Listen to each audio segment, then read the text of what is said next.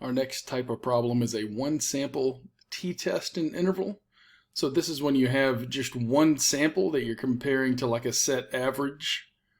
And they'll give you one sample with a mean and a standard deviation. They might give you raw data. This particular problem does not. So the average American sees 3.9 movies at the theater per year. And a curious student polls 30 friends and family over the course of a week. He finds that his friends see an average of 4.5 movies with a standard deviation of 1.2. Does this sample provide evidence that people are attending movies more often? Specifically, that his friends are attending movies more often. So we take our numbers that we're given here. The X bar, the sample mean is 4.5. The sample standard deviation S is 1.2, which is given to us, and N is 30. Now, our null hypothesis is that it's 3.9, because that's what we are told right here, right? That is our HO. That's like our given number right there, 3.9 movies per year. But our alternative hypothesis, what we're seeing if we have enough evidence for, is that it's actually higher than 3.9 for like his friends and family. So HA is that it's going to be higher than 3.9. So if I were to go into Staplet for this one, it would be a one sample t-test right here. One sample t-test for a mean, and you'll get this right here. And in this drop-down menu, we don't have raw data. We have mean and standard deviation. It was given to us, so you're going to click that one and go to raw data. And we'll call it average number of movies, and it was 4.5. You put the sample mean right there, 4.5 with a standard deviation of 1.2 with 30 as the number of movies. So I begin my analysis. And I want to do a one sample t-test. Our alternative hypothesis here, HA, was that it's higher than 3.9. So higher than 3.9. Now, is this enough data? 30 people, and 4.5 is quite a bit more than 3.9. So let's do it, and it looks like it is, because that is a really low p-value, 0.0052.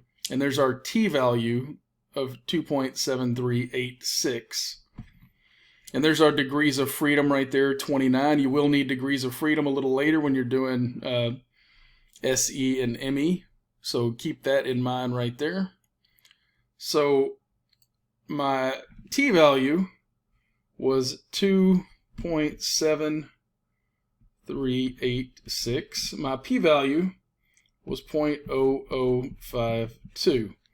So my conclusion I would come to that with a p-value of 0.0052, which is way less than 0.005, we reject HO. We have enough convincing evidence. We have statistically convincing evidence that the student's friends watch more movies than average.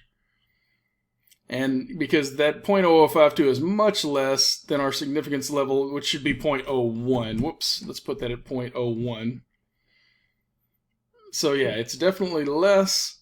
And the next thing we want to check is we want to do a confidence interval. So remember, for a confidence interval of a one tail, this is one tail because we were checking for more, which is greater than, that would be alpha, 1 minus 2 times alpha. So it would be a 98% interval. So we're going to do a 98% confidence interval here and check it. Now let's go ahead and do SE by hand, since we do need to know how to do SE. And SE, the formula is up here. It's S over the square root of N. So it would be S, which is 1.2, over the square root of 30. And so you bring up a Desmos scientific calculator. And I'm going to do a fraction 1.2. And remember, only the square root in this particular formula is square rooted. I mean, only the denominator is square rooted, so it'd be over the square root of 30. I get 0.219089023, so it's 0.2191. So I'm going to call that 0.2191. 0.2191 is my SE. And then I need to find T star. And remember, T star at the degrees of freedom, which is 29. So we had 29 degrees of freedom because it's 30 minus 1, right? And if you forget where the degrees of freedom are, if you go back to our initial calculation here, there it is right there at 29 degrees of freedom. And remember to find T star. So this is the first time we've had to find T star in one of the problems. You start at Staplet and you go right here to T distributions. Normal distributions and probability section, T distributions. And you set your degrees of freedom at 29.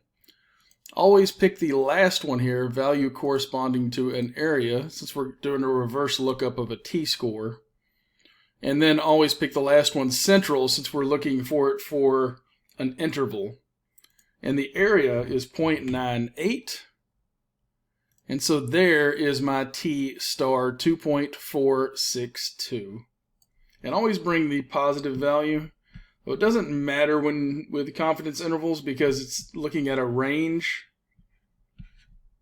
between negative 2.462 and 2.462. Because remember, you do a plus or minus, and when you do plus or minus, it doesn't matter if it's negative or positive. It's going to end up with the same two numbers. So it's 2.462 for the T star. And then my ME, my margin of error, is going to be T star times my SE, which is 2.462 times 0.2191. And instead of using 0.2191, I'm going to go to my Desmo Scientific Calculator again, and I'm going to copy and paste this, the one that I calculated, because that's going to be more accurate. So that times the 2.462. Oops, not 1.462, 2.462. And I get 0.5394. 0.5394.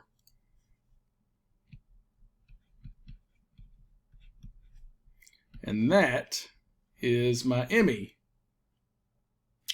So now that I've found ME, I know that my confidence interval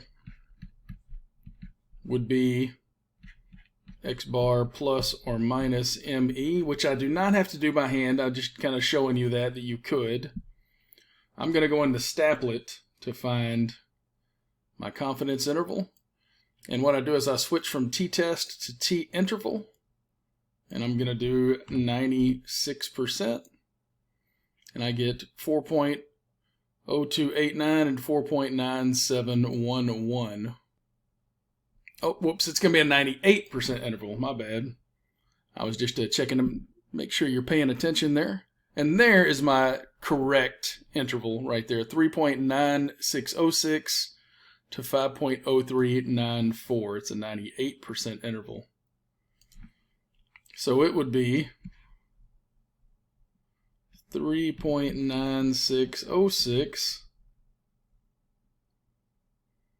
to 5.0394 would be my interval. So 3.9 is not in this interval. Therefore, I do have convincing evidence that this interval is completely, I'm 90% confident this interval is outside of there. Matter of fact, let me go ahead and write my confidence, my conclusion right here. So if I were to write my complete conclusion about the confidence interval here, we are 98% confident that the student's friends see between 3.9606 and 5.0394 movies per year. Since the entire interval is above 3.9, this is convincing evidence, and we reject the HO. And as you can see, it comes to the same conclusion that the p-value did.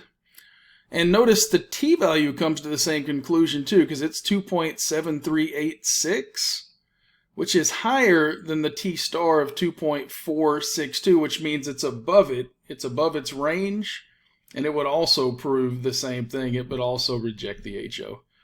So everything comes to the same conclusion, so our calculations look good. And that is our final answer for a one-sample t-test and interval.